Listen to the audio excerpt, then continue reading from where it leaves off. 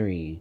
Hey guys, so welcome to the spoiler in-depth review of Doctor Strange in the Multiverse of Madness. I'm Lewis Michael, and make sure you like and subscribe. And yeah, I really liked Doctor Strange in the Multiverse of Madness. I do think the first one was much better. I think it was just much more title, and we get a little bit more into it, that aspect of it. But I'm not understanding why so many people hated it. It's like, oh, this is the worst MCU movie of all time. I'm like, no, it's not. How do you think that? And it's funny too that I saw on Twitter a lot of the biggest name in the Snyder released the Snyder cut or restored the Snyderverse. Like the biggest names in that community all loved this, really enjoyed this film. So I thought that was kind of interesting, and I'm a huge Snyder fan. So I started out the review saying, open letter to Kevin Feige, next time please let Sam Raimi off your leash.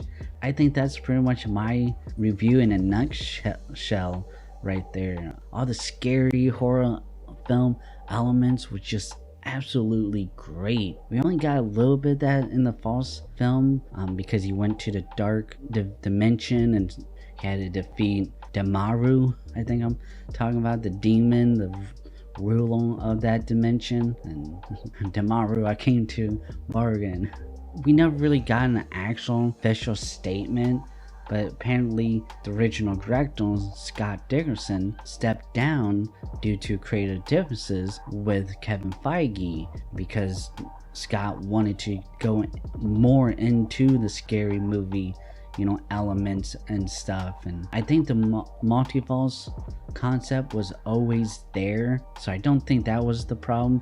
I think it was just they couldn't find the right balance. Maybe Scott just couldn't find the right balance of still keeping that MCU family entertainment with enough horror elements in it, which I think Sam Raimi did just fine in that aspect. I do think Kevin Feige should let Sam Raimi off his leash and apologize to Scott Derrickson, because I think the horror elements, to me, I think those parts was the best, and there should be a lot more of that in it and stuff.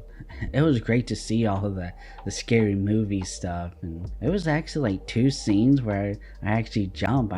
I usually am the type of person that don't jump at the jump scares, and if you watch enough scary movies, you know when it's gonna happen and stuff.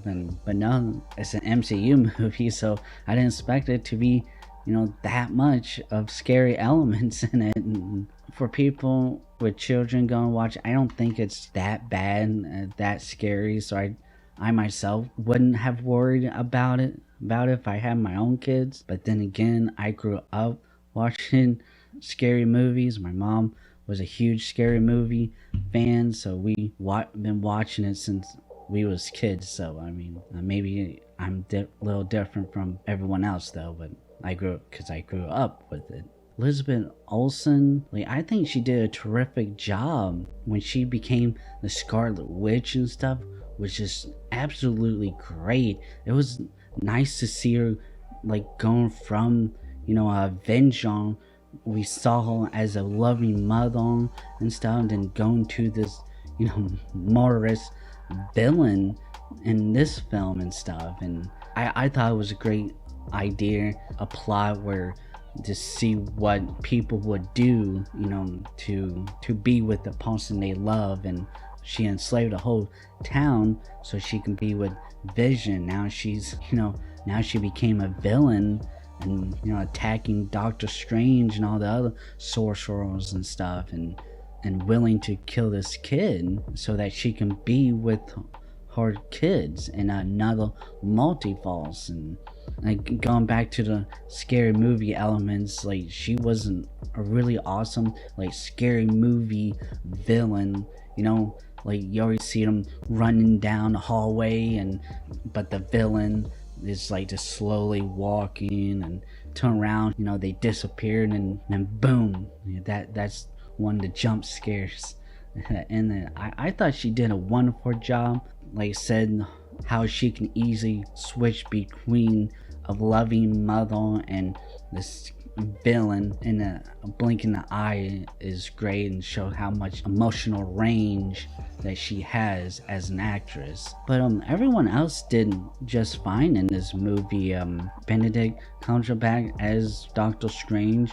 Again, I think this is one of the most perfect superhero casting choices out there. Benedict Wong, he been one of the few from the Doctor Strange universe that has had screen time, throughout the other MCU movies, but you get to see him a lot more in this movie, and I think he does a good job. The young lady, I don't know how to pronounce her false name, Gomez, it started with an X, I don't know, who plays America Chavez.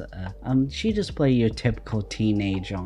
I mean, there was nothing great about it, and I'm sure people are gonna go gaga for her, like they do with Zendaya's. I'm gonna keep bringing that up till people start shutting up, because Zendaya's alright, but she's not that great. And just like this kid, she was alright, she was just fine, and I felt like she was a little generic. The writing for her character was a little generic. It was like, well, of course, that's how all teenagers are. You have a bunch of old guys crying, right? What a hip new teenagers supposed to think, and how they supposed to feel, what they say. It's like, yeah, no one says groovy no more.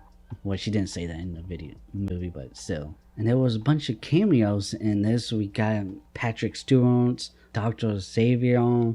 Finally got to see John. Well, now I can't remember his last name. The guy who played Jim in The Office.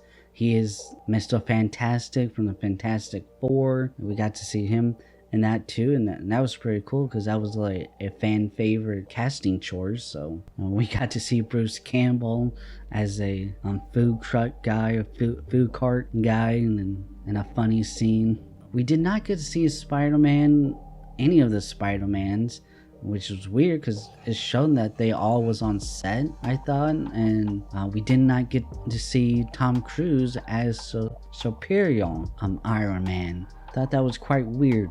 I mean, there is 40 minutes cut from the movie, so maybe on the DVD they do a director's cut and we'll see it. But I felt like the whole multiverse and the cameos we had, and it was short. I just didn't. I thought we would see a lot more, or had a much bigger role in it. But yeah, the major flaw with this movie is the screenplay, the writing, and them cutting out that 40 minutes and stuff. Michael Waldron's screenplay was just all over the place.